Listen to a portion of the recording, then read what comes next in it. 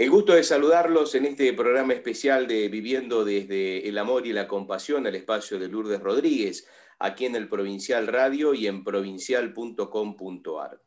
Hoy vamos a hablar con una invitada que llega desde la provincia de Córdoba, que nos va a hablar de algo más que interesante. En tiempos de protocolos, esa palabra que desde hace un año la ubicamos en todos los lugares y que para trabajar necesitas protocolos y para viajar necesitas protocolos y para entrar a un lugar necesitas protocolos. Si alguien entra a tu lugar necesita protocolos. Hay un protocolo muy importante que es el protocolo emocional. Y de eso, Lourdes, vamos a estar hablando con nuestra invitada, ¿no? Hola Marcelo, claro que sí. ¿Cómo estás, Marilina? Hola Lourdes, qué lindo verte por acá, saludarte. Hola Marcelo, muchas Hola. gracias por invitarme a tu programa. Y la verdad que es muy real todo lo que estás diciendo, ¿no? En este tiempo, adaptarnos a esta nueva forma de vivir y bajo una palabra tan estricta como justamente es un protocolo, ¿no? Y que seguramente nos cuesta mucho sostenerlo. Y algo muy importante es el protocolo emocional del cual vamos a estar hablando hoy en esta jornada. Bueno, lo protocolar sería que te presente diciendo que sos especialista en neuroeducación, que sos una enseñadora de las emociones, capacitadora y autora. Eso sería desde el protocolo. Ahora, a mí me encantaría que vos te presentes, cómo te sentís, quién es Marilina Rodger y qué nos va a aportar en esta charla de hoy. Por lo general, siempre cuando me presento en mis charlas, en mis capacitaciones o cuando participo en algún congreso, se pone mucho el peso en la parte profesional de uno, ¿no? En lo académico. Y queda como ahí un poco dejado de lado la parte emocional, ¿no? Y motivacional de la persona. Y bueno, Lourdes me conoce y yo suelo presentarme en cada una de mis charlas, primero desde un lugar emocional, ¿no? Contándole a la gente que, bueno, mi nombre es Marilina Rodger, tengo 40 años, soy mamá de 2 hijos. Tengo una hija divina que se llama Magalí, que tiene 17 años, y tengo un varón de 8 que se llama Gabriel, y ellos son los motores de mi vida. Tengo la suerte de tener de tener viva a mi mamá, y una mente avanzada para la época que le ha tocado vivir, de la cual me ha dado grandes enseñanzas. Perdí de una forma muy trágica a mi papá hace casi 16 años, y creo que eso me conectó mucho con el mundo de la inteligencia emocional para poder aceptar y para poder transitar una pérdida tan fuerte como es un padre, ¿no? Pero la vida me puso un papá del corazón, que se llama Rubén, quien me ha dado también mucha fortaleza y me ha acompañado a lo largo de mi vida. Soy compañera de Matías, él es mi pareja hace 14 años, con el cual, bueno, vamos saltando las piedras a medida que se van poniendo en nuestros caminos. Y bueno, soy una apasionada de la educación, amo la educación y creo que es el pilar más fuerte de cualquier país, y la educación tiene que ser algo muy importante para todos, ¿no? Entonces, bueno, esta parte mía más emocional me conectó justamente con esto, ¿no? Con encontrar el propósito en mi vida. Y bueno, cuando terminé la escuela, el secundario, me anoté en contador público, hice 4 años de la carrera y vine y le dije a mi mamá, mamá, esto no me gusta, no me veo en este lugar. Y mi madre me dijo, bueno, si no te ves en ese lugar, suéltalo, mujer, y haz lo que te gusta. Y bueno, me anoté en el magisterio, y así fue que mi primera formación es profesora y maestra de grado, hasta que un día, bueno, participé en un evento y escuché hablar de la neuroeducación y me enamoré, y empecé a estudiar de qué se trataba, estudiar el cerebro, estudiar cómo aprende, qué necesita, y así llegué a las emociones, ¿no? Entonces, bueno, esa es un poco más mi parte emocional, que me ha llevado a hacer o a poder lograr lo que hoy soy a nivel profesional.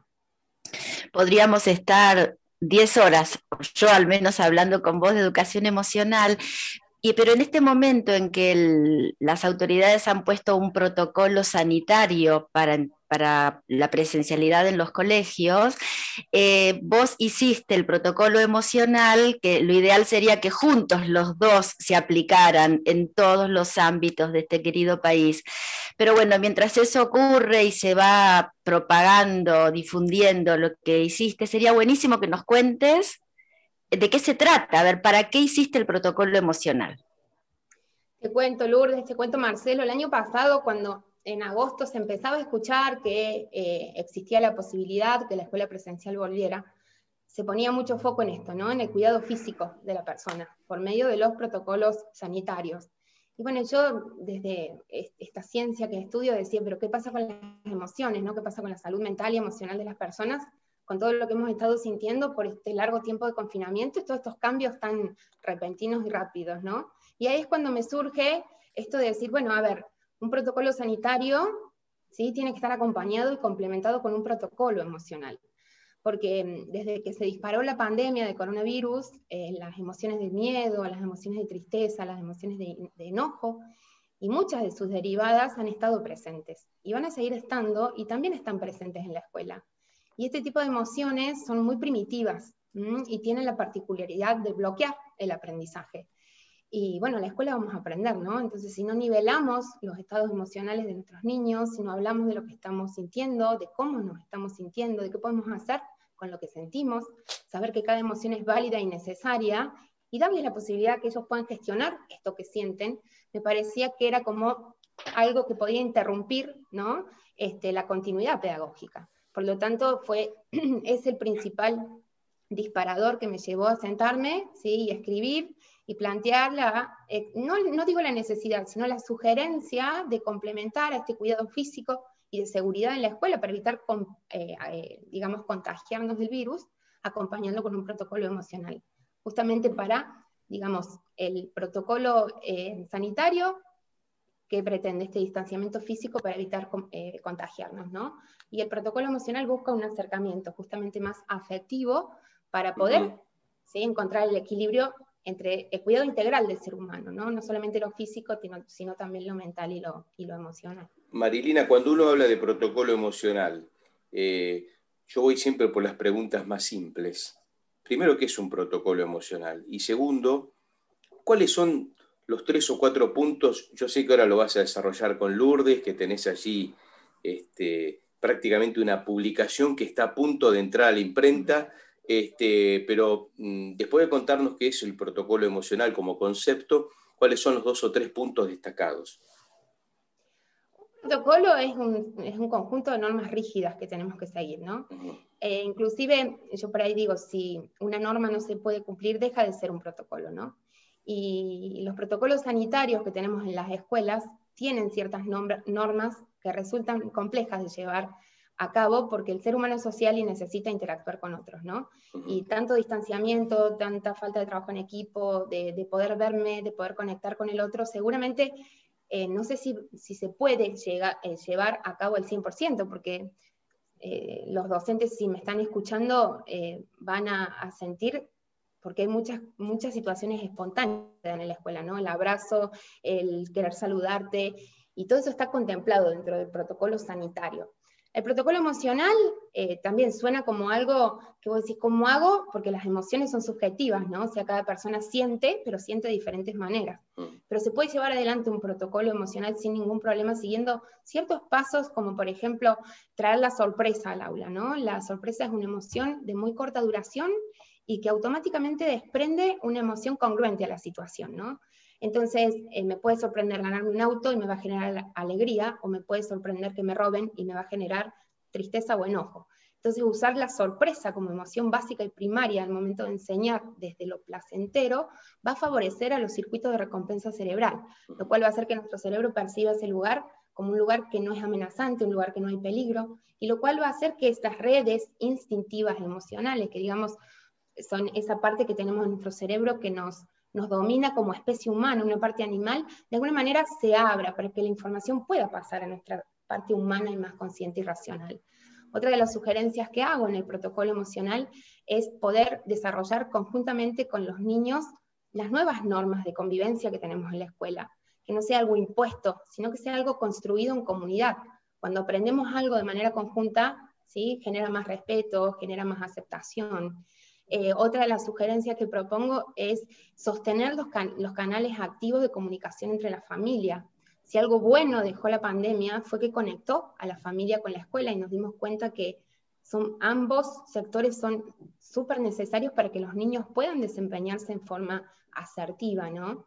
Otra de las propuestas que hago también es buscar nuevas formas de trabajo en equipo, porque el distanciamiento, el uso del barbijo, eso va a generar mucho aprendizaje individual, Y como te decía anteriormente, somos seres gregarios y necesitamos conectar con el otro, ¿no?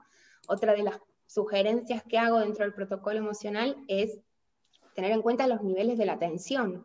Va a haber muchos estímulos del entorno, del ambiente, que van a hacer que los circuitos o estados de alerta de nuestros estudiantes se vayan hacia otros estímulos que no son los deseados, ¿no? Entonces entender que la atención no se pide prestada, sino que debe ser captada, y que depende de 3 circuitos neuronales, depende de los estados de alerta del estudiante, depende de los circuitos o estados de orientación, y depende también de la atención ejecutiva. Y bueno, y una serie de sugerencias más que van en torno a que esto es algo interno de cada uno, ¿no? Y si me lo propongo hacer, lo puedo llevar adelante. En cambio, los protocolos sanitarios es algo que me dice el afuera que tengo que cumplir. Por eso muchas veces genera alguna resistencia. Además, el protocolo sanitario tiene muchísimos no al abrazo, muchísimos no. El cerebro no registra esa palabra, lo sabes perfectamente. Contanos, por favor, cómo podés vos hacer un paralelismo entre el no del protocolo sanitario y las posibilidades que vos llevás en el protocolo o que querés mostrarnos con el protocolo emocional. Danos ejemplos prácticos, porque la gente puede entender más fácilmente, si podés. Sí, por supuesto, y es real, Lu, está todo desde el no y por ahí está como planteado desde el miedo, ¿no? O sea, no hagas esto porque te puedes contagiar, no te comportes de esa manera porque te puedes contagiar. Entonces hay que hacerle como un giro lingüístico, es decir, dar el mensaje pero en positivo. En vez de decir, no podemos sacarnos el barbijo en el aula, es decir, durante toda la clase el barbijo lo mantenemos puesto, por esto, por esto y por esto. Entonces cuando cambiamos el discurso, ¿sí? Cuando cambiamos la palabra es acción, ¿sí? Entonces la manera en que nosotros comunicamos aquello que queremos del otro es el punto principal, digamos, para lograr la aceptación. Entonces eliminar el no, como decís vos, y transformarlo, ¿sí? En afirmativo, en primera persona, para que de esa manera se pueda comprender. Qué época difícil para los docentes también, Marilina, ¿no? Porque para los niños y adolescentes, para todos en general, pensaba, te veo en las redes y veo que te llaman para capacitar en muchísimos lugares, no solamente privados, también del Estado. Quería preguntarte, ¿cómo están situados los docentes? ¿Ellos mismos tienen la necesidad de tener más conocimiento de las emociones? ¿Qué es lo que te preguntan? ¿Dónde hacen hincapié? Sí, es así, Lourdes, tal cual lo decís vos. En realidad yo creo que el docente ha tenido una capacidad de adaptación muy grande, ¿no? La pandemia llegó y de la noche a la mañana la escuela se tornó a una pantalla y donde teníamos que trasladar, digamos, la escuela a la casa, ¿no? Y el docente buscó sus recursos propios, sus estrategias, y rápidamente dio una respuesta a lo que estaba sucediendo. Creo que hay que destacar lo que ha hecho el docente hoy. No importa si lo hizo bien, si lo hizo mal. Lo importante acá es que el docente buscó conectar con todos sus estudiantes, y eso es lo más valioso, ¿no? Tal vez hemos perdido aprendizajes académicos, pero hemos ganado aprendizajes para la vida. Y puntualmente, yendo a tu pregunta en el tema de las emociones, y sí, hay mucho desconocimiento porque a veces se cree que desarrollar inteligencia emocional o hacer educación emocional es algo romántico, o es algo que está de moda, o es una necesidad. Y en realidad, la inteligencia emocional es una inteligencia con la que no nacemos, no es innato en el ser humano, y la tenemos que desarrollar a lo largo de toda la vida. Y debe empezar en casa, ¿no? Con la nutrición emocional, es decir, con el amor, con el límite que pueda poner la familia, y continuar en la escuela educando las emociones, es decir, de la misma manera que desarrollamos en la escuela capacidades intelectuales, tenemos que desarrollar capacidades emocionales. La pandemia mostró que gran parte de la sociedad tiene un grado de analfabetismo emocional muy grande, pero porque no nos han enseñado eso. O sea, en los institutos de formación docente está muy alejado todavía todo lo que es la educación emocional, porque está bastante banalizado su concepto. Entonces considero que es una buena oportunidad para darnos cuenta que este aprendizaje de las emociones tiene que ir a la par del aprendizaje intelectual, porque emoción y cognición son procesos que van de la mano. O sea, la emoción antecede al intelecto, ¿sí? Y mucha de la arquitectura de nuestro sistema nervioso está comandada desde las emociones, ¿sí? Es decir, a medida que nuestro cerebro se formó en nuestra herencia evolutiva, primero sentimos, y luego pensamos. Entonces el cerebro primero le va a dar la razón a aquello que siente. Entonces gestionar eso que sentimos para encontrar una respuesta asertiva es lo que nos va a permitir tomar mejores decisiones, tener un mejor desempeño en la vida, saber motivarme, tener una comunicación más efectiva, trabajar en equipo de una forma más acertada. Entonces esas son habilidades y competencias que tenemos que aprender. Y si hablamos de aprender, hablamos de la escuela. Entonces creo que la pandemia tiene que ser una oportunidad para incluir la educación emocional de manera sostenida, de manera sistémica y fundamentada, como decís vos, darle la posibilidad al docente para que pueda adquirir los conocimientos que necesita para primero tener él ese desarrollo, porque si él no sabe lo que es la educación emocional o la inteligencia emocional, va a costar enseñarla. Marinina, ¿cuánto de esto tiene falta de comunicación o mala comunicación? Porque dabas el mejor ejemplo en el primero que contabas, en esto del uso del barbijo dentro del aula. El significado del uso del barbijo, el sentido del uso del barbijo es el mismo, pero la forma en que comunicamos al alumno cómo lo tiene que usar modifica notablemente hasta la predisposición de ese alumno para decir, no, lo tengo que tener puesto. Muchas veces yo siento, más allá de lo que estamos hablando, y en esto me hago cargo, que muchas decisiones que se toman a niveles gubernamentales lo toma gente que poco sabe de esas decisiones que está tomando. No quiero meter esto porque no conozco en demasía la cuestión, pero muchas veces pasa esto, de que se habla de un gran protocolo que hay que cumplir, pero en el llano, en la tierra, en el día a día, la realidad es otra, ¿no? Sí, totalmente. A mí tampoco me gusta meterme en política, pero creo que en este momento, con todo lo que estamos viviendo, se está pensando mucho en las próximas elecciones y no en las próximas generaciones, ¿no? Y un país sin educación no tiene futuro, ¿no? Y un país sin salud no tiene presente. Entonces creo que todo este aprendizaje que nos está dejando la pandemia nos tiene que servir para hacer el puntapié de los cambios que necesitamos, ¿no? La escuela está vieja, está obsoleta. Nuestro sistema educativo hace 2 siglos que no muta. Entonces hay que buscar nuevas formas, ¿sí?, de enseñar y de aprender que se adapten a la realidad y a la sociedad que hoy tenemos. O sea, tenemos un sistema educativo del siglo XIX y tenemos alumnos del siglo XXI.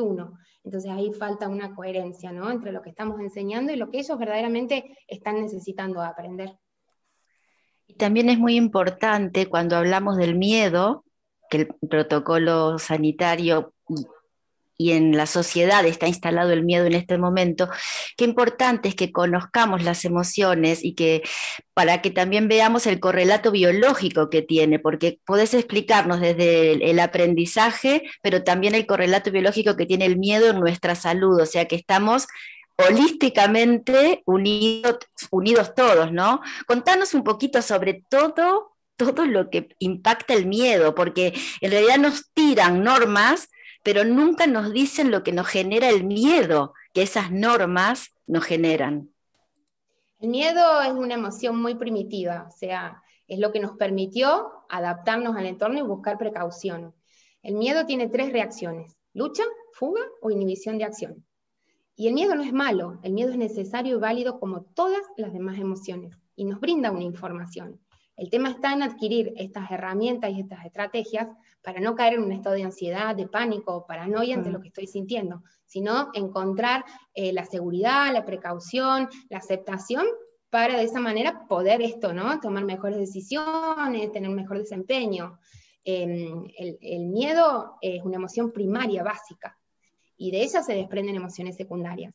Y esas emociones secundarias que se desprenden del miedo dependen de los contextos, dependen de los propios pensamientos de la persona, depende de su cerebro y de su cuerpo.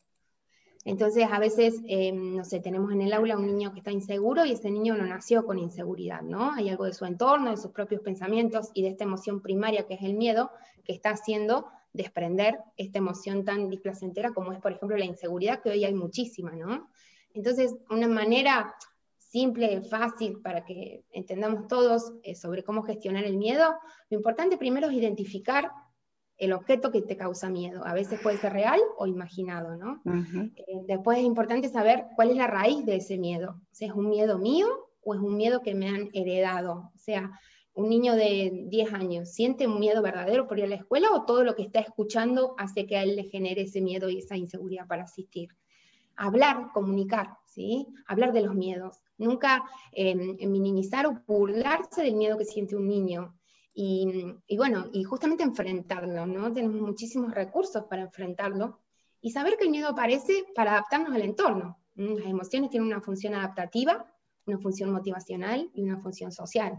Y necesitamos del miedo, ¿sí? Pero necesitamos también gestionarlo asertivamente para esto, para no caer en estas 3 reacciones, no respuestas que tiene el miedo, ¿no? La lucha, o sea, me enojo, me defiendo de alguna manera, la fuga, me voy de acá, o la inhibición de acción, me quedo paralizado. Y cómo se desactiva el sistema inmunológico, ¿no? Cuando uno se llena de miedos, eso es fundamental. Marilina, yo te quiero comprometer para un próximo encuentro porque quiero que me hables de las emociones y que nos expliques todo lo opuesto a lo que hemos aprendido. Pero todavía tenemos un ratito para que nos cuentes más sobre el protocolo en un librito que, como dijo Marcelo, está por salir, está por ingresar a la imprenta. Si nos querés mostrar, contar y hablar un poquito más sobre el protocolo emocional.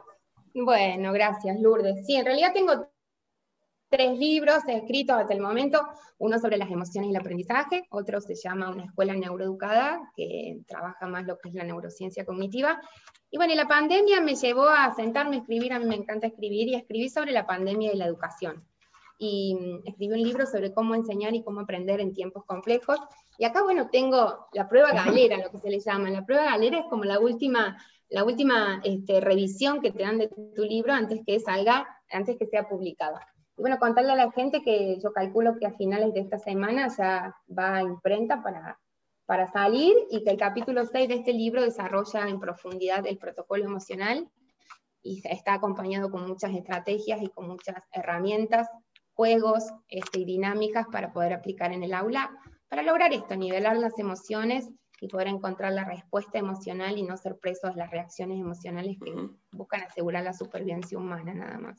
¿Crees, Marilina, que a partir de ahora, con todo lo que va a cambiar, porque esto, una frase ya tan trillada que vino para quedarse y demás, y que va a quedar en todos los ámbitos, también por supuesto en la educación, ¿crees que este cambio puede producir quizás esto que se está buscando, que es este protocolo emocional, esto de el acercamiento quizás desde otro lado, pero acercamiento al fin y más de características espirituales y de acercamiento con la otra persona, que antes por ahí se materializaba con un abrazo, con un beso, y que ahora no puede ser, hoy no puede ser, por ahí más adelante lo recuperamos, pero como que también la educación en lo que tiene que ver con lo estrictamente educativo, que es enseñar matemática, geografía, lengua y literatura y demás, ¿va a tener esta parte metida dentro de esos planes de estudio?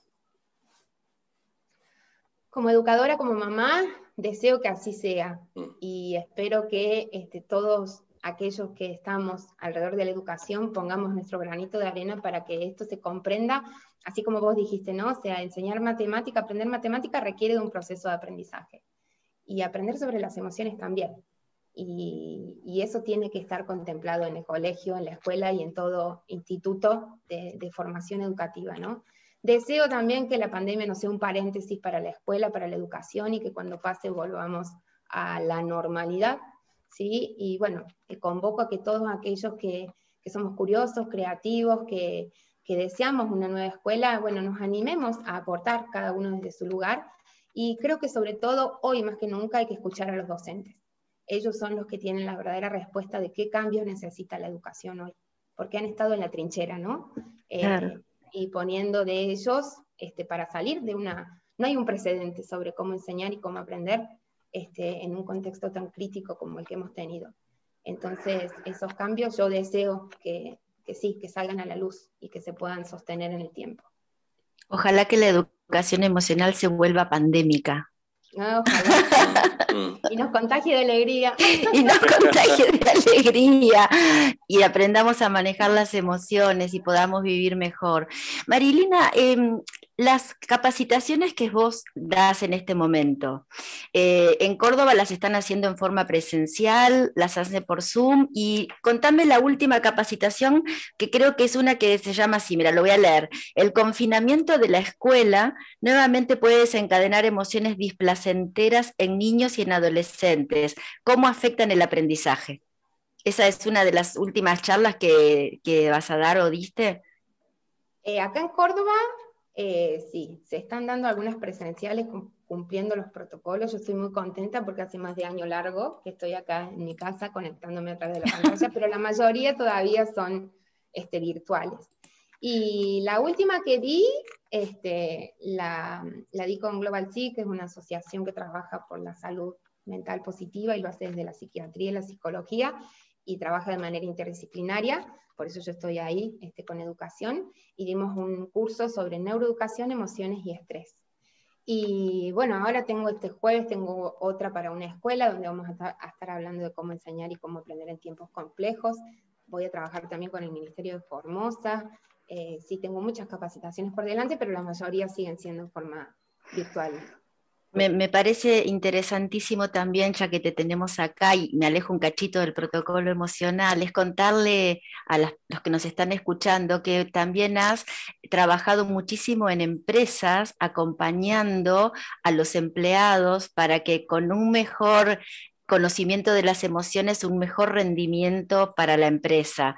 Y eso es maravilloso, porque eso sí, yo que trabajé en un banco tanto tiempo, era como impensado hablar de emociones dentro de un banco, pero vos has capacitado y eso también en ¿cómo tenés un paquetito armado para las empresas o cómo es eso? Contanos, porque la gente después nos va a llamar seguramente, porque siempre que vos salís al aire, siempre hay, aunque sea mi primera entrevista acá, pero bueno, ya te conozco de antes, ¿no? Hay muchísima repercusión sobre lo que vos hablás. Por lo general me convocan desde el área de recursos humanos en esto, ¿no? En fortalecer más que nada la inteligencia emocional en el ámbito laboral. Yo trabajé acá en Córdoba con una línea de colectivos, un interurbano, y fue un desafío enorme para mí porque capacité a más de 180 profesionales que conducen colectivos, ¿sí? Y la verdad que en un principio yo dije, wow, un público de hombres al 100%, como con con una realidad sumamente diferente, como decís vos, ¿no? Porque llevar la educación emocional a una empresa de colectivos por ahí es como que decís, no, esto no tiene sentido. Y fue una experiencia para mí enriquecedora al 100%, y la verdad que siempre la cuento porque, primero que para mí era un desafío, porque yo siempre había estado más que nada con público femenino, porque la educación y el ámbito donde yo me manejaba eran más mujeres, y en esta oportunidad fueron 100% hombres, y la verdad que fue una experiencia muy buena, la verdad que sí. Y me convocan por lo general, Lourdes, desde las áreas de recursos humanos, como te digo, y me preguntan qué propuestas tengo en torno a lo que es la inteligencia emocional en el ámbito laboral. Y la inteligencia emocional es para la vida, o sea, no es solo para la escuela. Lo que pasa es que, bueno, está puesto más el foco en el ámbito educativo, pero esto estaría genial que uno lo aprenda y lo enseñe en todos los ámbitos. Y más después de este tiempo que vivimos, ¿no? Exactamente. ¿No? Sí, aparte está comprobado científicamente que alrededor del 80% del éxito de una persona depende de eso, de cómo regula sus conductas, de qué nivel de autoconocimiento tiene, de cómo reacciona en un equipo de trabajo, cómo se comunica. Y eso se aprende, no nacemos con eso. Eso se aprende a lo largo de la vida. Pero por ahí ahora, digo, con este marco, donde la gente que se queda en su casa sufre inconvenientes, más allá de que continúe con su trabajo, más allá de que cobre el mismo dinero, digo, no pasa por una cuestión hasta incluso de duda de si va a seguir o no teniendo ese trabajo, pero ya está en otro ámbito que no es el de siempre. Su relación con quienes están al lado ya no es la misma que antes. Aquel que va a trabajar sufre miedos porque en el medio tiene que subirse un transporte, por todo, insisto, en el marco de lo que es la pandemia. Entonces vamos a tener que modificar todos. Ese protocolo emocional que está direccionado a la educación, lo vamos a tener que aplicar en varios lugares, también en los trabajos y bueno, en otros lugares más, ¿no? Es cierto. Totalmente, sí. Porque... Así que bueno, cuando escribas el protocolo laboral, te volvemos a hacer la entrevista. Bueno, mira, ya me hice ahí una motivación. Seguro que lo vas a hacer en breve, porque vos cuando se trata de escribir...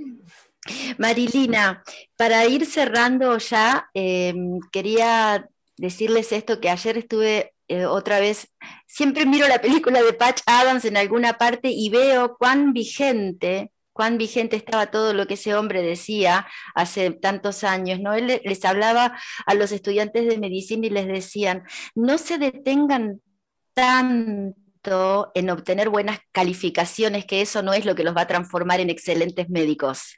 Lo que los va a transformar en excelentes médicos es esto, manejar las emociones, conéctense con las personas, háblenles, entérense, lleguen a sus corazones. O sea, esto que vos ahora estás poniendo en forma de protocolo y hablando de las emociones es algo maravilloso que ocurre, pero que no es nuevo y que lo teníamos tan tapado. Así que yo quiero que vos dejes un mensaje, lo que quieras decir, que nos llene de esperanzas o lo que tengas ganas para hasta que nos volvamos a encontrar con el protocolo laboral. O si no, con alguna otra. Ya Marcelo ahí te dio el pie. Me dio el pie, Marcelo. Mira, Lourdes, te voy a decir que con amor se educa, con pasión se enseña y con emoción se aprende. Y que tenemos que de una vez por todas tratar de educar para la convivencia y no para la supervivencia. Y para eso necesitamos cambios estructurales. O sea, es que te hablo desde el periodismo.